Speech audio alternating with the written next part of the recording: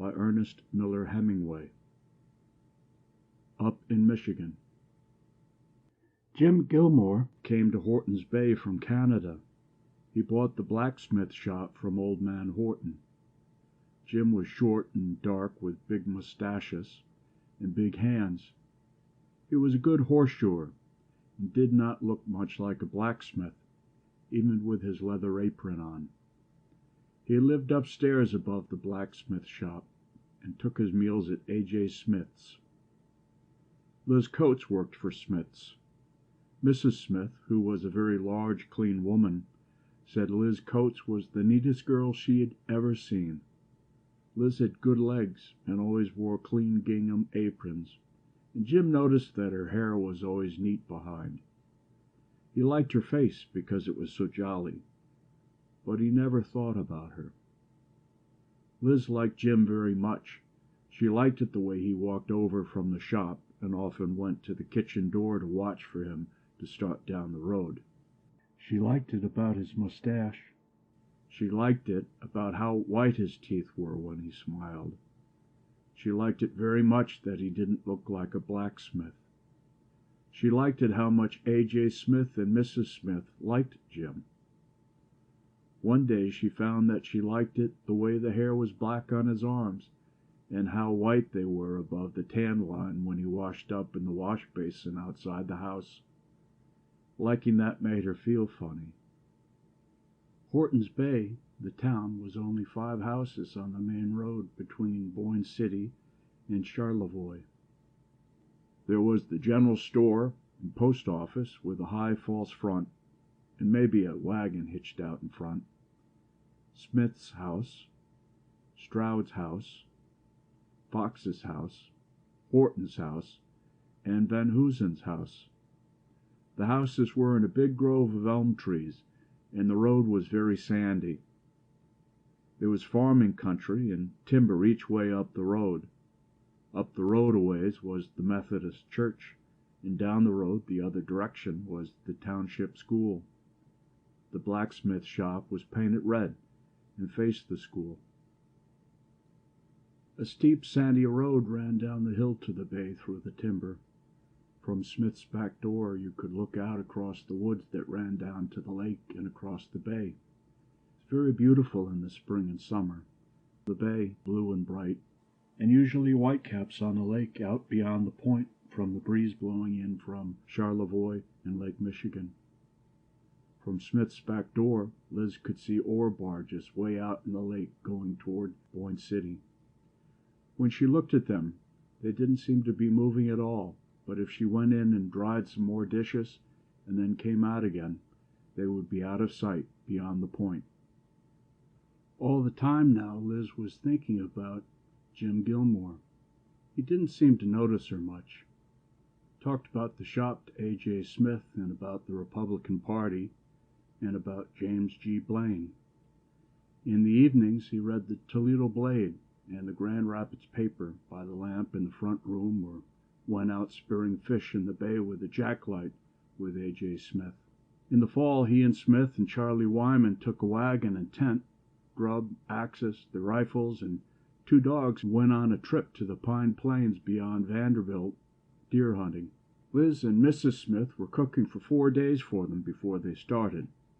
Liz wanted to make something special for Jim to take, but she didn't finally, because she was afraid to ask Mrs. Smith for the eggs and flour, and afraid if she bought them, Mrs. Smith would catch her cooking.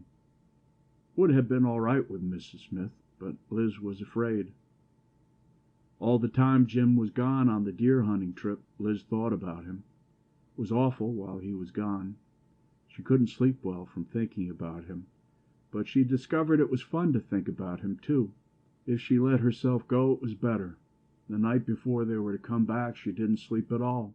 That is, she didn't think she slept, because it was all mixed up in a dream about not sleeping and really not sleeping. When she saw the wagon coming down the road, she felt weak and sick sort of inside. She couldn't wait till she saw Jim, and it seemed as though everything would be all right when he came. The wagon stopped outside under the big elm, and Mrs. Smith and Liz went out. All the men had beards, and there were 3 deer in the back of the wagon, their thin legs sticking stiff over the edge of the wagon box. Mrs. Smith kissed Alonzo, and he hugged her. Jim said, "Hello, Liz," and grinned. Liz hadn't known just what would happen when Jim got back, but she was sure it would be something. Nothing had happened. The men were just home, that was all. Jim pulled the burlap sacks off the deer, and Liz looked at them. One was a big buck. It was stiff and hard to lift out of the wagon. "Did you shoot it, Jim?" Liz asked. "Yeah, ain't it a beauty?" Jim got it onto his back to carry to the smokehouse. That night Charlie Wyman stayed to supper at Smith's. It was too late to get back to Charlevoix. The men washed up and waited in the front room for supper. "Ain't there something left in that crock, Jimmy?" A.J. Smith asked, and Jim went out to the wagon in the barn and fetched in the jug of whiskey the men had taken hunting with them.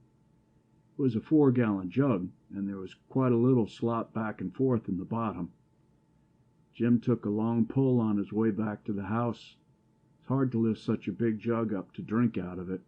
Some of the whiskey ran down on his shirt front.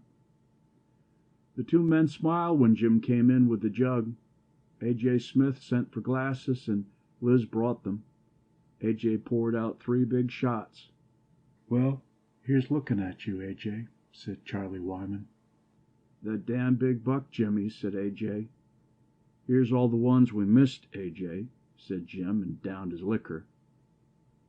"Tastes good to a man." "Nothing like it this time of year for what ails you." "How about another, boys?" "Here's how, A.J. Down the creek, boys. Here's to next year." Jim began to feel great. He loved the taste and the feel of whiskey. He was glad to be back to a comfortable bed and warm food in the shop. He had another drink. The men came in to supper feeling hilarious, but acting very respectable. Liz sat at the table after she put on the food and ate with the family. It was a good dinner. The men ate seriously. After supper they went into the front room again, and Liz cleaned off with Mrs. Smith. Then Mrs. Smith went upstairs, and pretty soon Smith came out and went upstairs too. Jim and Charlie were still in the front room. Liz was sitting in the kitchen next to the stove, pretending to read a book and thinking about Jim.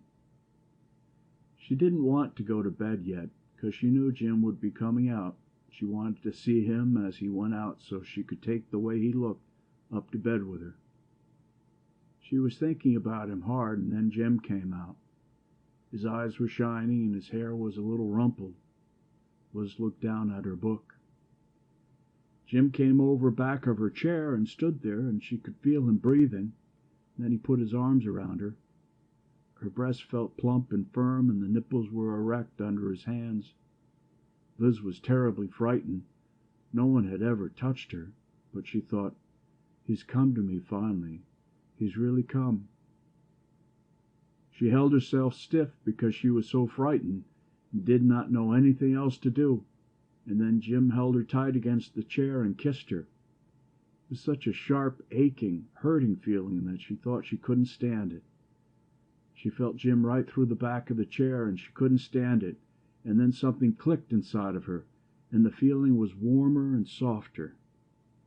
Jim held her tight hard against the chair, and she wanted it now, and Jim whispered, "Come on for a walk."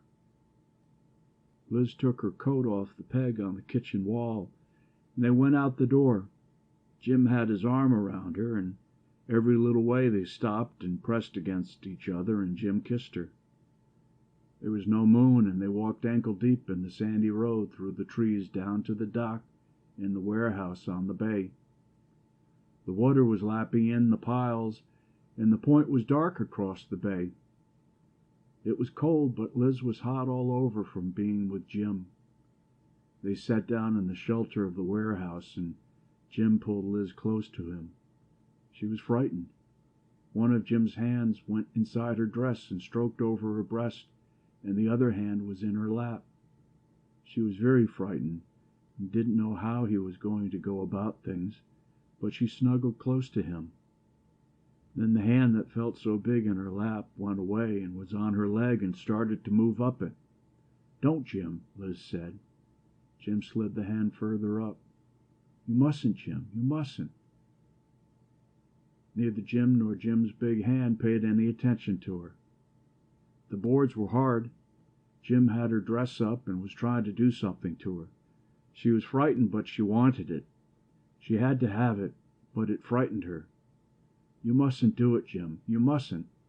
"I got to. I'm going to. You know we got to." "No, we haven't, Jim. We ain't got to. Oh, it isn't right. Oh, it's so big and it hurts so. You can't. Oh, Jim, Jim, oh."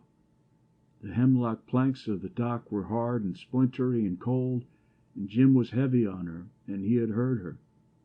Liz pushed him. She was so uncomfortable and cramped.